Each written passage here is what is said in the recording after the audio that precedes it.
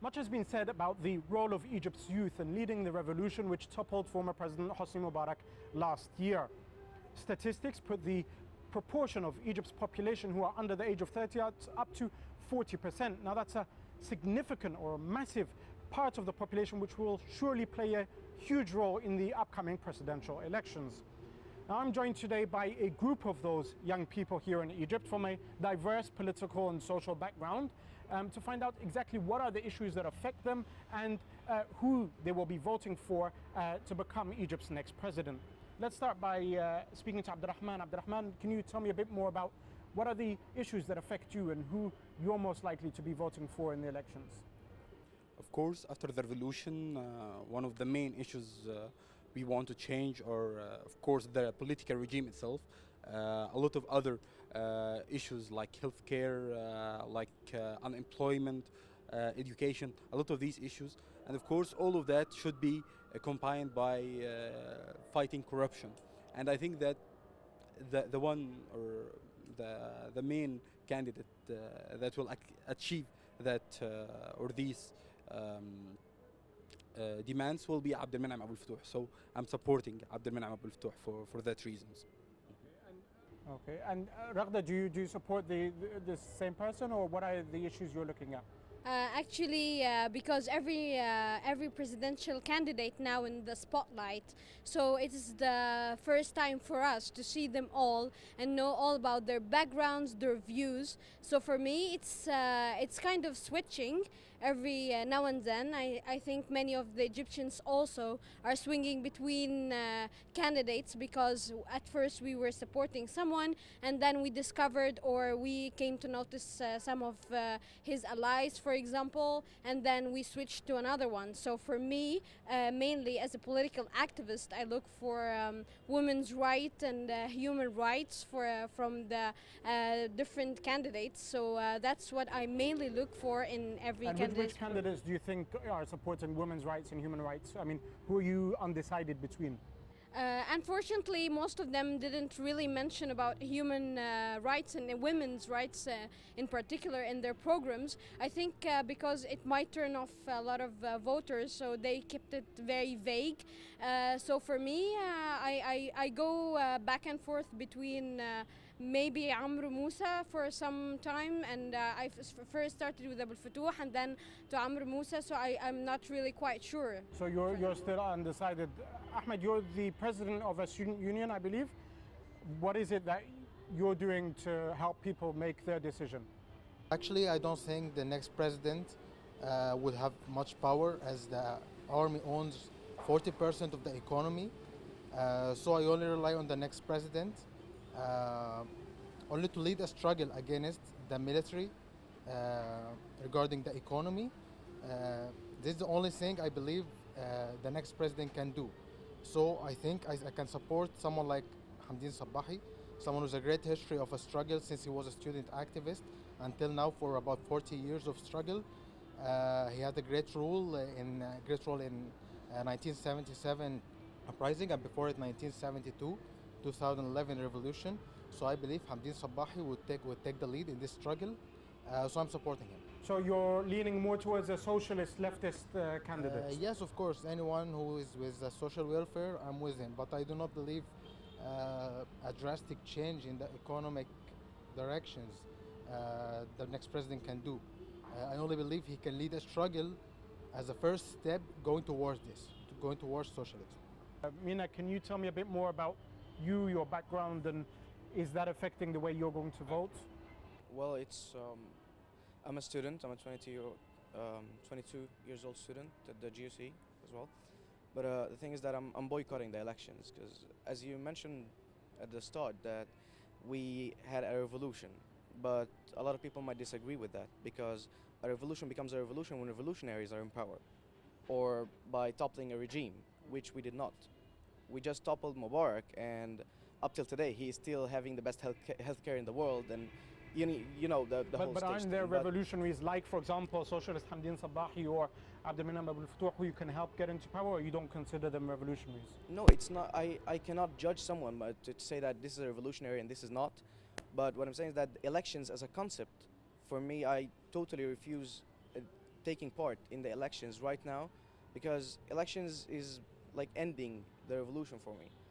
It happened already with the referendum and then with the parliament, and it was all the same. I mean, starting to the whole political polarization thing from the start is just something that is against my beliefs, especially when I do support the revolution. So practically, what do you think should happen instead of these elections? I'm not taking this as some kind of a campaign or to even mobilize for it. This is just my stand on the concept of elections right now, because we did not topple the regime yet.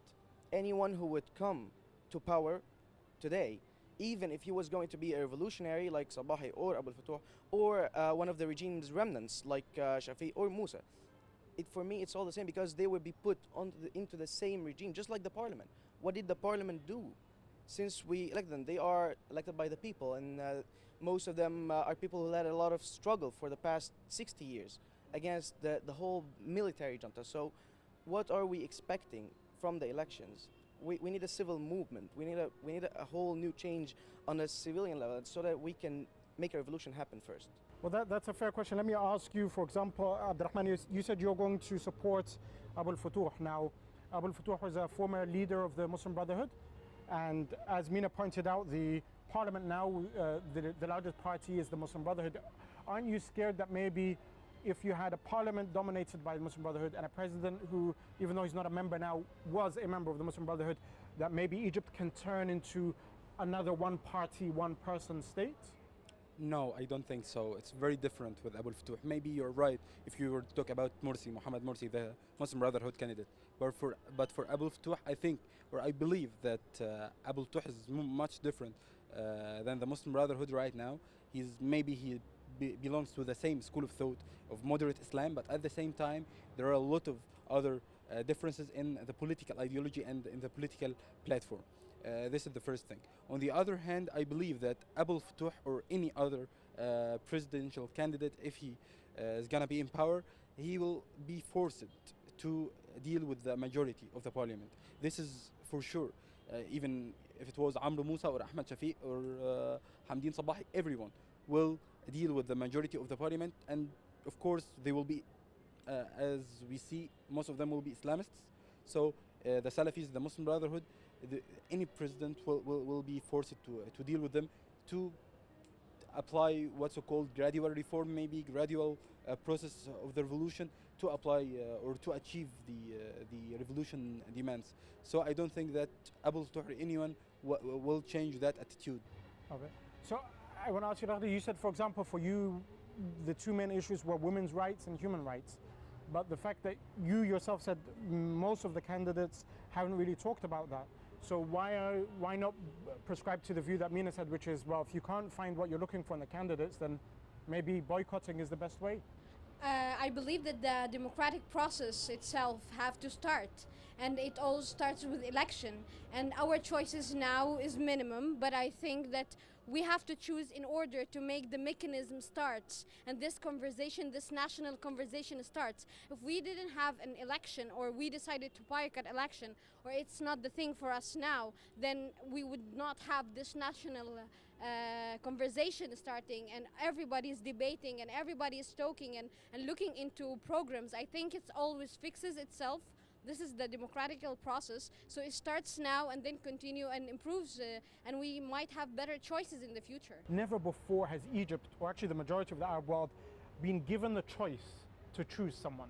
I mean, the fact that Egypt had its first ever presidential debate, the first ever in the Arab world, and you know, the US had theirs like more than 40 years ago, and other countries for decades. Surely that's a good thing, no? Well, of course it's a good thing. I mean, debating and so that people can watch and see the difference and then decide.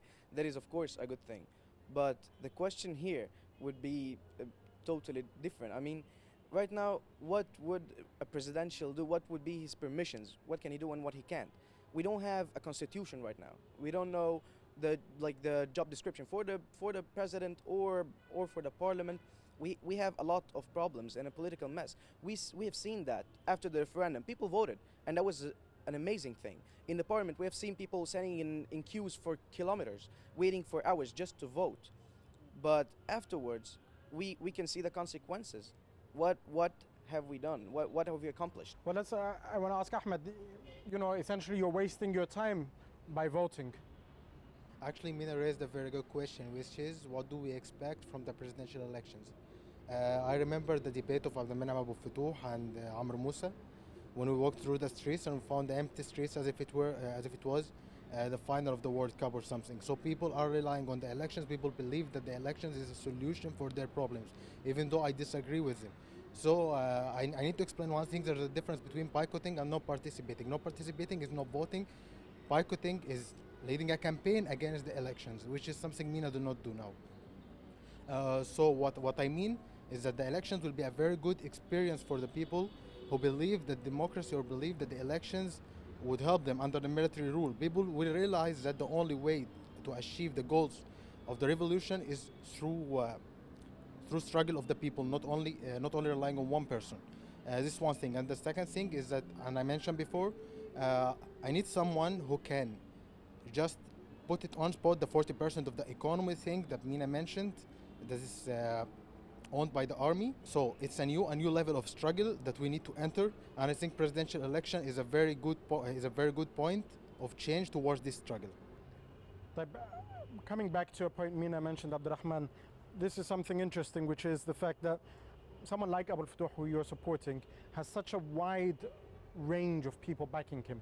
So you have ultra-Orthodox like the Salafis, you have liberals who were before supporting Muhammad al-Baradei, you have people who were in the Muslim Brotherhood who left, you have even some socialists, for example. It's a good thing, he says, that all these people are supporting him. His opponents say, well, that's a bad thing because it means he's going to flip-flop and you won't really know who this person is. Okay, for me, I believe that at this period in Egypt, we need really one who can gather the Egyptian people over one project or one platform. And I think that Abu Futuh is doing that right now.